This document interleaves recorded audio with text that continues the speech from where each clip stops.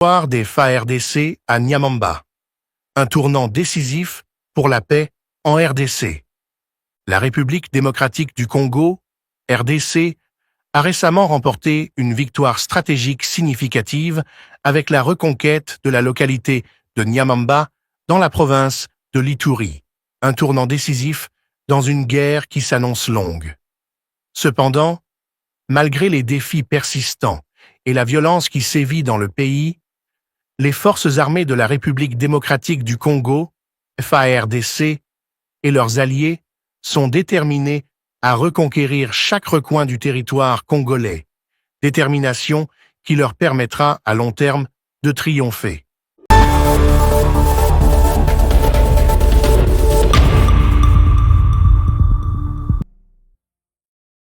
La guerre en République démocratique du Congo, RDC, s'intensifie. Mais avec chaque victoire, les FARDC, épaulés par les forces locales des Wazalendo, prouvent que la bataille contre les groupes armés illégaux et les puissances étrangères n'est pas encore perdue. Récemment, une avancée importante a été réalisée.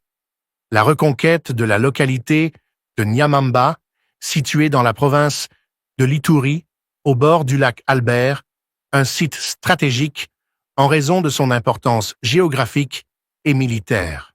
Cette victoire, certes locale, marque un tournant qui pourrait influer de manière significative sur l'issue du conflit dans cette région. Les forces congolaises ont clairement exprimé leur intention de ne pas se contenter de cette avancée. En effet, elles ont promis de poursuivre sans relâche leurs efforts pour libérer tous les territoires actuellement occupés par la coalition M23AFC et l'armée rwandaise. Le message est sans ambiguïté. La guerre sera longue, mais la RDC, soutenue par ses alliés et sa détermination, finira par l'emporter. Le retour de Nyamamba sous contrôle congolais n'est que le début d'une longue série de batailles à mener pour restaurer l'intégrité territoriale de la RDC.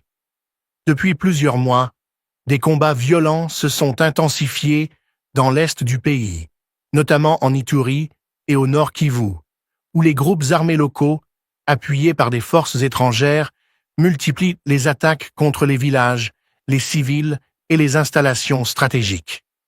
Le M23, soutenu par le Rwanda, est l'un des principaux adversaires des FARDC. Ce dernier, après avoir occupé de vastes territoires dans le nord Kivu, a consolidé sa position avec l'aide de troupes rwandaises, un soutien que la RDC qualifie de militaire et stratégique. Mais malgré l'apparente force de l'ennemi, la résistance congolaise demeure inébranlable.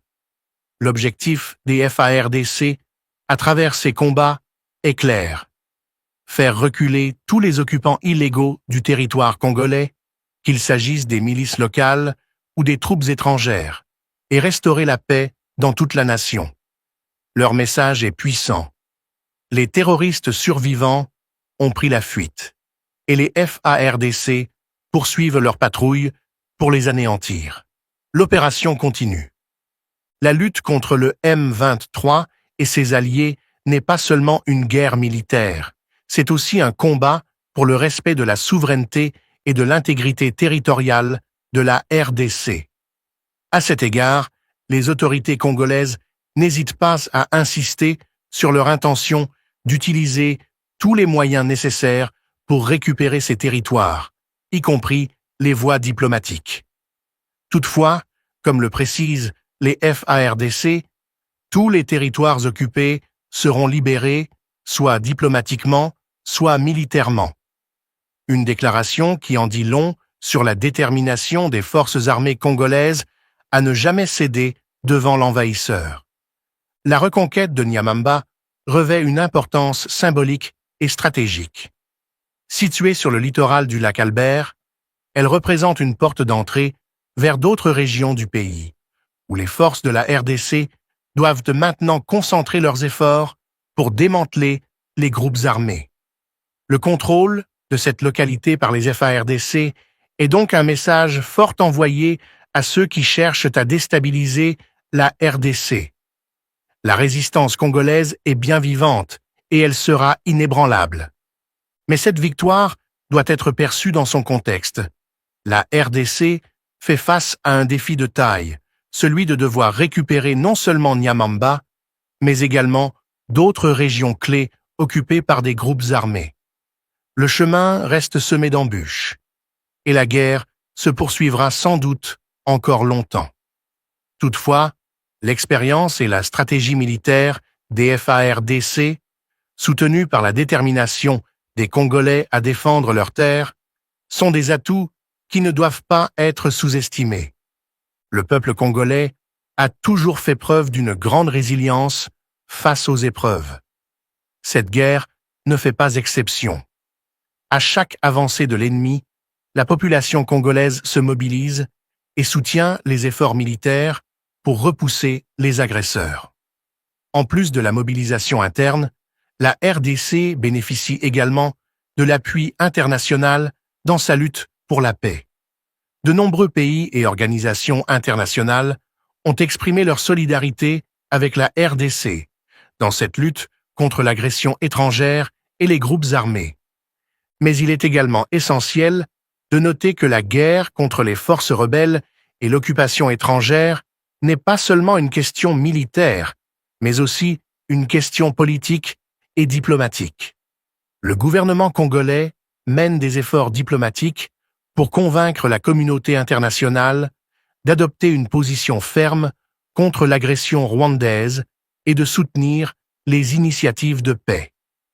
Les négociations, bien que compliquées, restent une avenue cruciale dans le processus de pacification du pays. L'issue de ce conflit semble incertaine et l'avenir reste flou.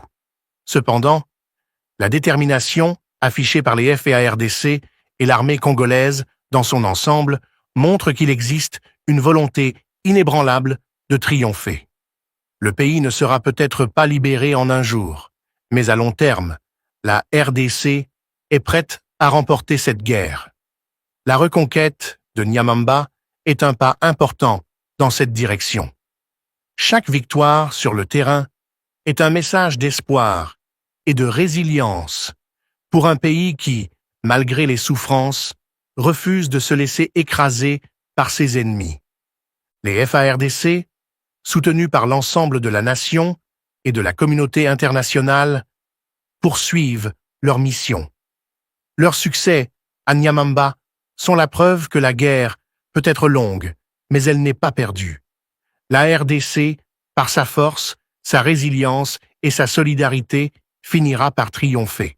Enlèvement des patients dans 2 hôpitaux de Goma, les États-Unis tiennent le 123 AFC responsable de toutes ces violations de droits humains, rapporte la référence plus. Les récents enlèvements des patients dans 2 hôpitaux de Goma au nord Kivu par le 123 AFC montrent une fois de plus son mépris pour la paix dans l'est de la RDC et son mépris pour la population de cette région. C'est ce qu'a déclaré le mercredi 5 mars l'ambassadeur des États-Unis en RDC. Selon la diplomate des États-Unis, il n'y a aucune excuse pour ces actes odieux. Les dénégations du 123 n'ont aucune crédibilité. Il doit être tenu responsable de toutes ces violations des droits humains.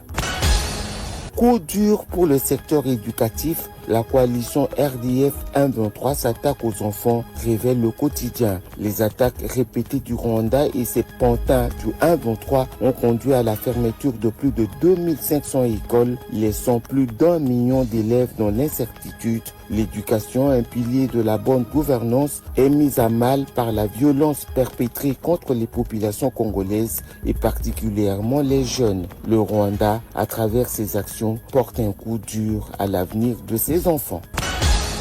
Banque, commerce et assurance à l'arrêt, les terroristes de l'AFC 123 financièrement asphyxiés, constate Econews, alors que les territoires contrôlés par les terroristes de l'AFC 123 sombrent dans une asphyxie économique avec des banques paralysées, un commerce au ralenti et des assurances inexistantes. La coalition rebelle se retrouve coincée par sa dépendance au système financier centralisé à Kinshasa Privé d'accès aux réseaux internationaux comme SWIFT, blacklisté par la communauté internationale et confronté à un risque juridique majeur, les rebelles ne peuvent compter sur aucune banque ou assureur légitime pour opérer.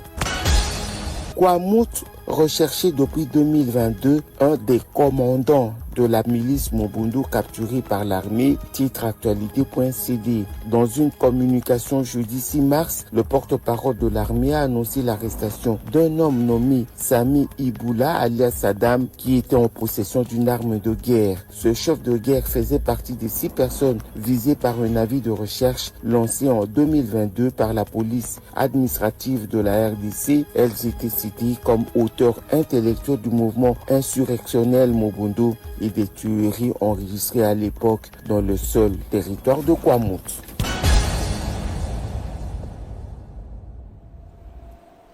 Mesdames et messieurs, c'est la fin de ce journal de Pati Tondongou réalisé par Monique Mavungu et Ramada Poki. 19h, retrouvez l'ici la vie Senda. Quant à moi, je vous dis au revoir et excellente suite de programmes sur la radio-télévision nationale congolaise. Merci.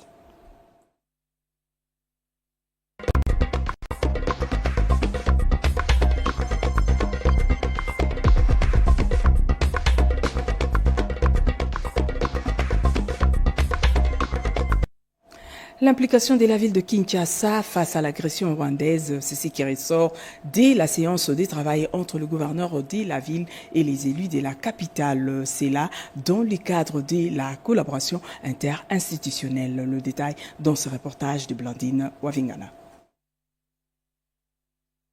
C'est dans le cadre de la collaboration institutionnelle entre l'exécutif provincial de Kinshasa et l'Assemblée provinciale de Kinshasa pendant cette guerre d'agression que le gouverneur Daniel Bumba a eu cette séance de travail avec les élus de la capitale. Ensemble, ils ont passé en revue la situation sécuritaire dans l'est du pays, l'implication de la ville de Kinshasa face à cette agression que subit la RDC, puis ils ont apporté leur contribution aux différentes mesures prises quant à ceux. Par la même occasion, le numéro 1 de la ville de Kinshasa a rappelé aux Kinois l'importance du paiement des impôts et taxes pour mieux réaliser le programme ambitieux de construction et d'assainissement de la ville de Kinshasa, dénommé Kinshasa Ezobonga.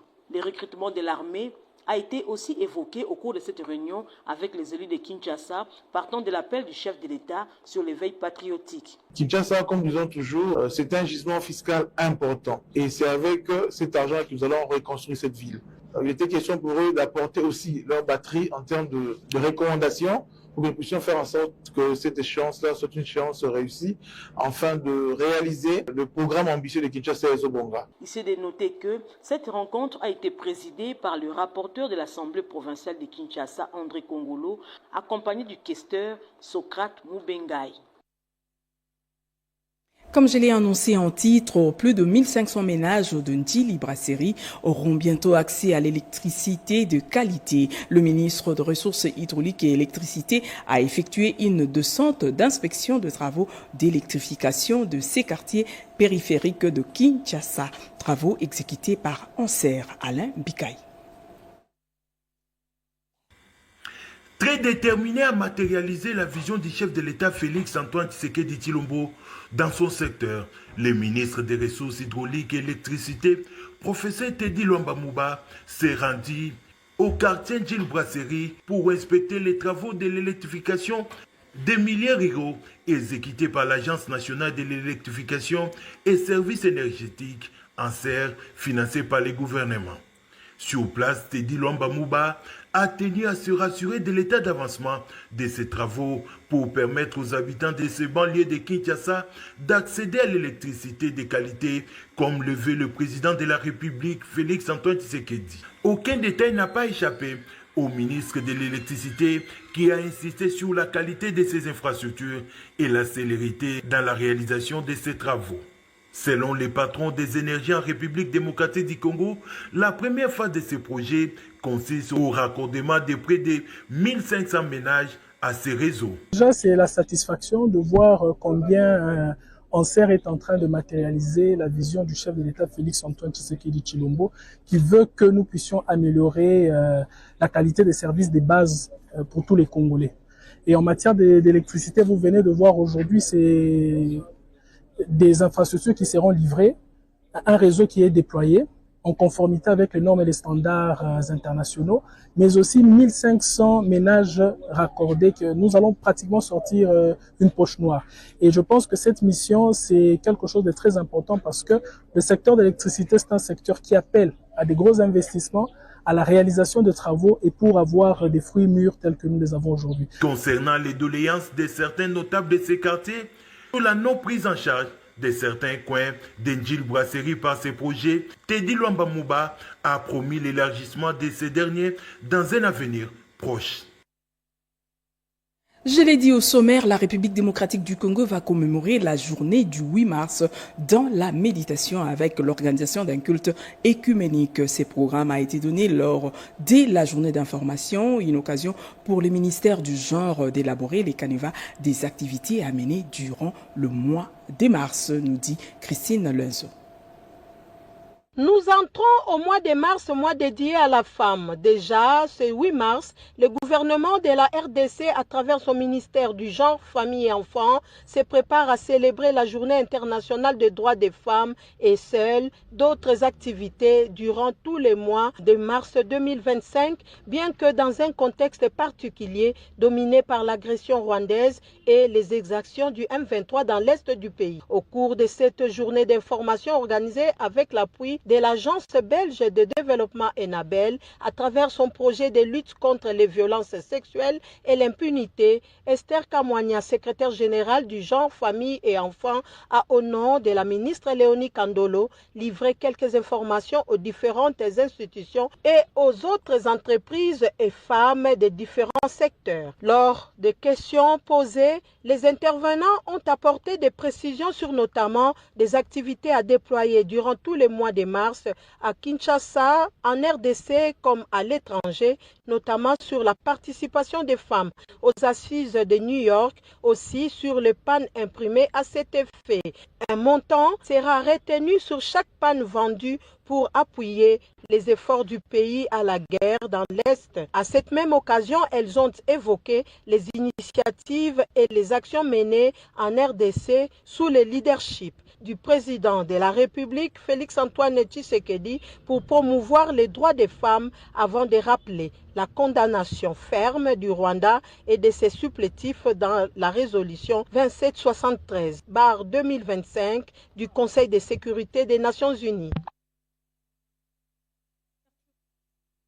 Dernier de l'atelier de formation et de renforcement des capacités de femmes députées, sénatrices et ministres. Les participantes ont bénéficié de la formation pour améliorer leur performance et renforcer le lien entre elles. Chimène Dondo. Ouvert mardi dernier, l'atelier de renforcement de capacités de femmes députées, sénatrices et ministres dans le cadre du projet Ndeke, initié par AIFES en partenariat avec l'Assemblée nationale, a pris fin ce mercredi 5 mars 2025. À la mallette de ces assises, la rapporteure adjointe de l'Assemblée nationale qui a présidé cet atelier, qui a comme objectif de promouvoir une participation de politique efficace et équitable de femmes, qui a connu plusieurs intervenants.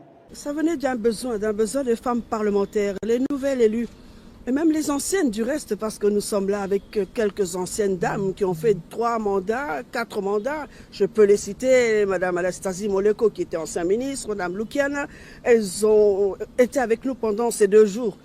Et pourquoi ce besoin était là? Parce que nous avons besoin, nous en tant que femmes politiques, surtout femmes parlementaires, de toujours apprendre, se mettre à niveau. C'est très important, c'est ça l'objet de cet atelier. Durant cet atelier, le participante était édifié par le partage d'expériences de l'honorable Marie-Ange Lukiana, figure emblématique de combat de l'émancipation de femmes en RDC avec son parcours correct. C'est un sentiment de redevabilité. Quand on vous prend comme modèle, ça signifie que vous avez un devoir. Vous êtes un capital, mais un capital qui a été formé par des apports de beaucoup. Et en santé, Rodépanda nous signale qu'un nouveau vent souffle aux cliniques universitaires de Kinshasa. C'est là grâce à la relance de 3 services clés, à savoir pharmacie, imagerie médicale et hémato-oncologie pédiatrique. Suivez. Un nouveau vent souffle aux cliniques universitaires de Kinshasa. En présence du recteur de cet alma mater, le professeur Jean-Marie Toumbaka-Yembe, et d'éminents professeurs des facultés de médecine et de pharmacie, le monde scientifique a assisté à la naissance de l'industrie pharmaceutique. 3 services clés, à savoir la pharmacie, l'imagerie médicale et l'hémato-oncologie pédiatrique, ont été officiellement relancés, offrant ainsi à la communauté un accès aux soins de santé de qualité. Nous félicitons la direction, nous félicitons le département pour leur engagement à améliorer l'image de ces cliniques universitaires. Nous devons être là, pas seulement pour soigner et recevoir les malades, mais aussi pour entretenir et protéger, maintenir l'outil qu'on nous donne pour travailler. Le recteur a salué les efforts de redynamisation, évoquant également les retours tant attendus du sirop Koskuk, un produit pharmaceutique. C'est la cohésion. Sans beaucoup de moyens, les cliniques universitaires renaissent de leur centre. Vous résolvez une question fastidieuse, c'est celle d'assurer la formation de nos apprenants, des étudiants en pharmacie. Là aussi, monsieur le doyen des sciences pharmaceutiques, à côté de l'espace qui vous est donné pour le développement de la pharmacopée, vous ne l'avez pas oublié, nous attendons que les activités soient vraiment relancées.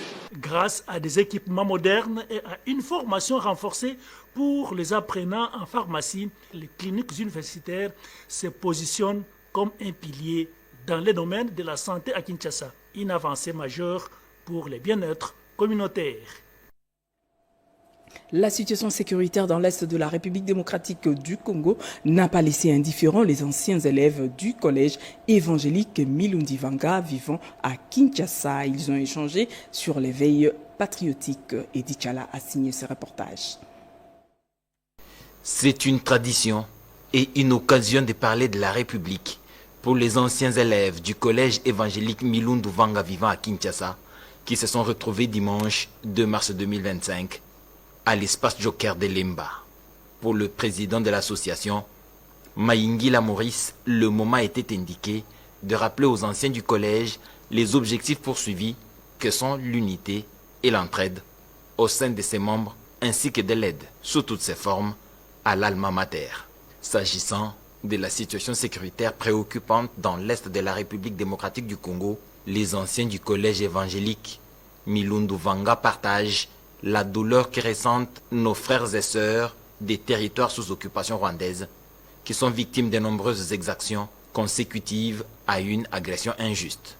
Ce soutien aux populations de l'Est s'exprime par le soutien aux forces armées de la RDC, au Wazalendo et au président de la République. Pour les anciens du collège vivant à Kinshasa, sur le front spirituel, ils peuvent être d'un certain apport. Les anciens du collège Milundivanga n'ont pas coupé le cordon ombilical avec leur alma mater. Ils ont jusque-là fourni les ouvrages à la bibliothèque du collège, un groupe électrogène et des microscopes pour son laboratoire. Mais 60 ans après, les bâtiments du collège sont vétustes et présentent un visage piteux. De ce fait, ils ont saisi la balle au bond pour lancer un cri d'alarme à toute personne de bonne volonté de leur venir en aide afin que cet établissement soit réhabilité.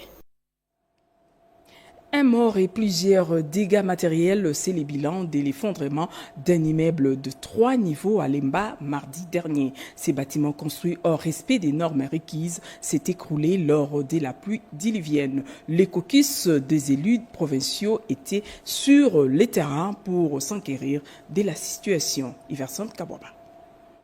Un mort causé par l'effondrement de cet immeuble de 3 niveaux en pleine construction sur l'avenue Lubusi, au quartier de l'école, commune de Lemba, fief de l'honorable Norbertine Matanda, lors de la pluie diluvienne du mardi dernier. Selon les témoins, la cause de ces drames reste le non-respect des normes de construction et urbanistique. Informé du drame, le collectif des élus provinciaux a effectué une descente sur place pour s'enquérir de la situation. La veuve de la victime a été réconfortée par la présence de ces élus provinciaux avec en tête l'honorable Norbertine Matanda, accompagné par le bourgmestre de la commune de Lemba. Ensemble, ils ont condamné les constructions des infrastructures sans respect des normes requises, tout en rappelant qu'une action judiciaire sera ouverte à l'issue des enquêtes en cours. Nous avons été informés qu'il y a eu mort d'homme ici à Lemba suite à l'effondrement d'un immeuble construit hors norme. Étant élu provincial, nous avons exécuté notre devoir par l'assistance de la famille de notre jeune frère qui a trouvé la mort sur l'effondrement de ces bâtiments. 2 mesures ont été prises pour isoler et interdire tout accès à l'immeuble concerné pour prévenir et éviter d'autres incidents. Le gouverneur du Kasaï central, Joseph Moïse Kamboulou, a visité les chantiers de la firme Chino Hydro pour avoir une idée nette sur l'équipe technique de cette entreprise et il appelle la population à beaucoup plus de mobilisation à la réhabilitation de cette route d'intérêt national. Après avoir accompagné le vice-premier ministre et ministre de la Défense nationale à Kananga pour sensibiliser les jeunes filles et garçons à intégrer l'armée, le député national Elie de Dubaya, Aldos Chitoko, donne de l'espoir à la population centre-kassaïenne. Pendant ses vacances parlementaires, il vient de lancer les travaux de cantonnage manuel en faveur de la route de dessert agricole Fouamba-Mukwandianga en direction du Kasaï oriental. L'agression du pays. Nous sommes ici en tant qu'élus du peuple pour donner l'espoir à notre population. Voilà pourquoi nous lançons ce tronçon de 34 km, la route de Fouamba-Mukwandianga, qui va nous servir à aller vers le Kasaï oriental. Nous n'allons pas nous limiter ici. Nous sommes déterminés à développer notre pays dans la vision du chef de l'État, Félix Tshisekedi Antoine, pour faire de notre pays un pays émergent. Voilà pourquoi ces routes de dessert agricole vont nous aider à faire des transactions.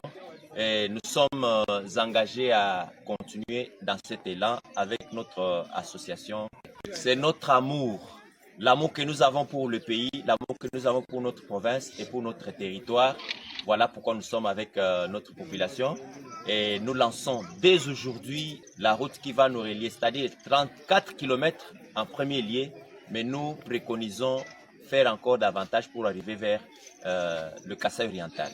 Hormis ceci, ce parlementaire de proximité, Aldos Chitoko, a procédé à la distribution des semences pour la saison culturelle B à tous les comités qui s'adonnent à cette activité.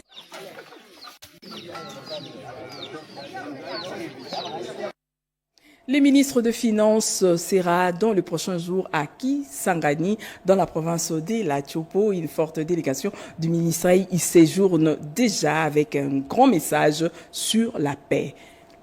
Sylvie Moïse. Kisangani va de nouveau accueillir dans les prochains jours le ministre national des Finances. Doudou Fouamba se rendra au chef-lieu de la Tchopo pour mobiliser les Boyomais à résister face à l'ennemi.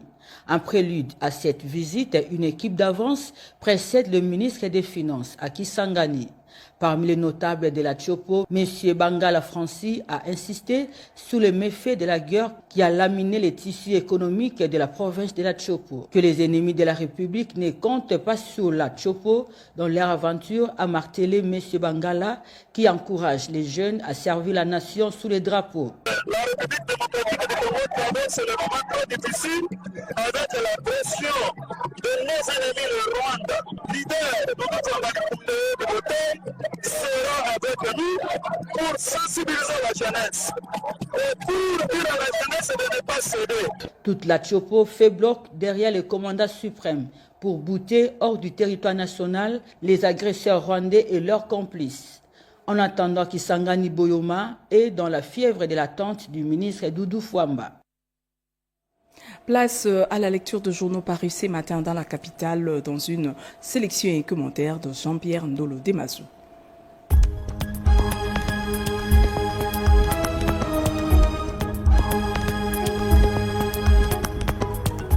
Bienvenue mesdames, messieurs à cette revue de presse du vendredi 7 mars 2025.